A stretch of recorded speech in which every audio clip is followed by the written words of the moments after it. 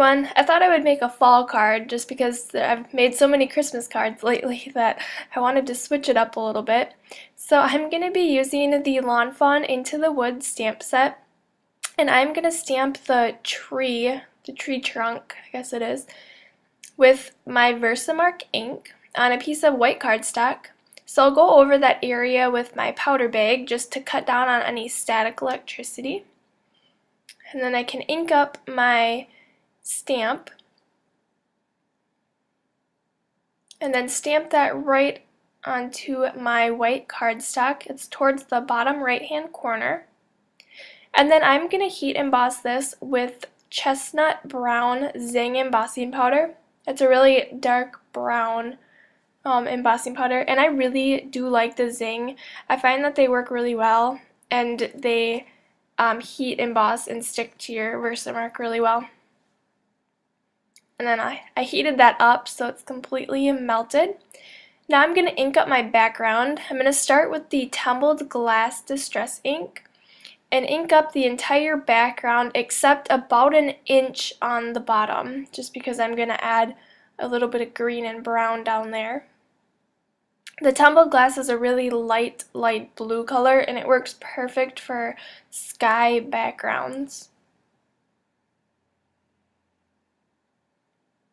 I wanted a little bit of darker around the edges though, so I am going to take the broken china and just go along the edges of the card base. It's kind of like an ombre look, I guess, but just with two colors, so it's a little bit lighter in the center and darker on the edges. And then, like I said, on the bottom I'm going to be adding some green and brown. So I'll start with the Forest Moss, which is a really dark green color, but not bright. It's more of like a mossy color, kind of like the name. So I inked that up, and then I'll go over that with a little bit of walnut stain, and this is a really dark, it's the darkest brown distress ink, and it's one of my favorites. Alright, so after my background is complete, I'm going to go ahead and stamp a few leaves down there, and I'm using the solid leaf image, not the outline one. So I'll start with this red, I think it's called Love Letter, Memento Luxe ink. And the thing with these inks versus regular Memento inks is that they are pigment inks, so they stay wet longer. So if you wanted to emboss with these, heat emboss with them, they would work really well. You just have to be careful so you don't smear them, which sometimes I do. Alright, so then the orange color is called Morocco. And I'll stamp 3 of those leaves on the bottom. And I'm just doing this sporadically, no really rhyme or reason. And then the yellow ink is called Dandelion. And I'll stamp a few of those along the bottom as well. And then the last color I'm going to use is a really dark green color. It is called Northern Pine. And then I'll stamp 4 of those leaves on the bottom. You could use other colors if you wanted, or not as many of these colors, whatever. It would look totally fine. I just like the variety of leaf colors towards the bottom. And you could also use those leaves to stamp leaves up on the tree itself. Alright, and then my image that I'm going to be using for this is the little acorn. So I will stamp that on a piece of Coordination's 110-pound cardstock with my Tuxedo Black Memento ink. And then I will go ahead and color that in with my Copic markers.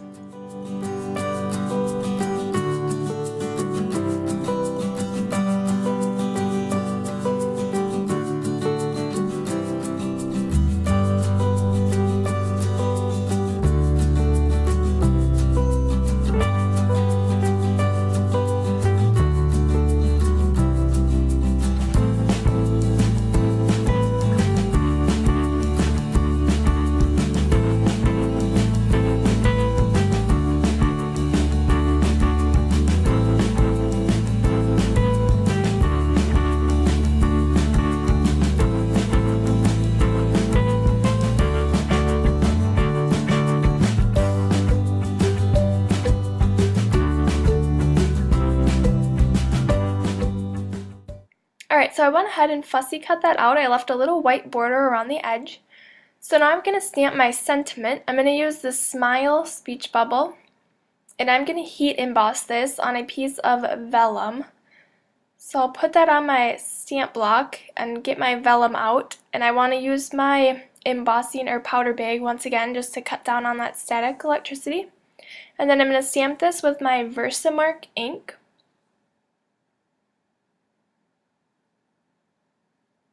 And then I am going to heat emboss this with the gold Zing embossing powder. And I really love how this gold looks. It heat embossed completely smooth, and it turned out really well.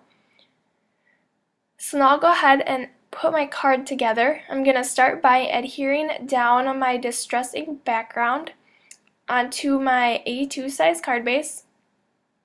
And this does fit perfectly onto the A2 size card base. There's no white border around the edges.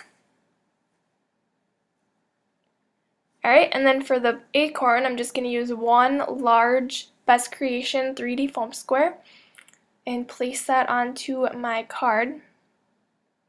And then for the sentiment, since it is on vellum, I don't think you'd be able to see through it with the regular foam squares anyway, but I'm just going to use these clear tack, clear 3D foam squares. And the backs of these are really tricky to get off. Sometimes it takes me a while. They like to stick on there. But I really like how you can't see them through the vellum. And then I'll place that right above the acorn, so it looks like it's kind of coming from him. And then I'm going to add some May Arts natural twine. I'm just going to tie a bow kind of right above that speech bubble.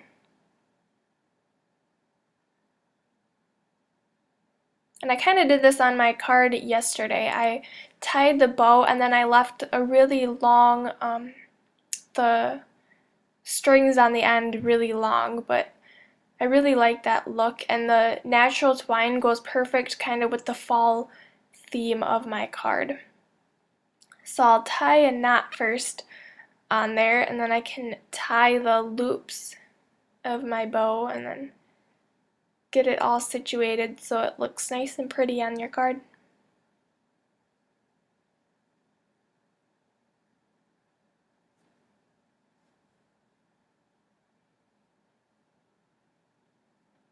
How I do this is I take both of the loops and then both of the strings at the bottom, and I kind of pull them in opposite directions. I just find that that helps when trying to make your bow look perfect. And then that will be my finished card for today. Thank you so much for watching. Don't forget to give this video a thumbs up if you enjoyed it, and subscribe to my channel so that you don't miss any new videos. And I will see you back here next time. Bye!